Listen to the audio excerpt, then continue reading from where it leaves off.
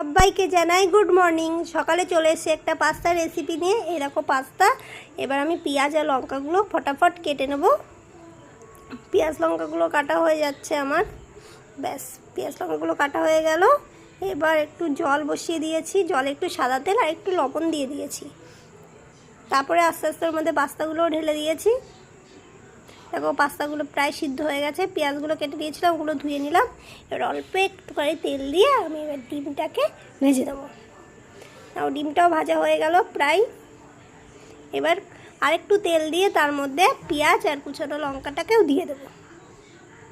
তার মধ্যে একটু তেলটা গরম হবে, তারপরে তো দেবো। জাস্ট পেঁয়াজ আর লঙ্কাটাকে দিয়ে নিলাম, একটু হলুদ আর একটু লবণ দিয়ে নিয়েছি।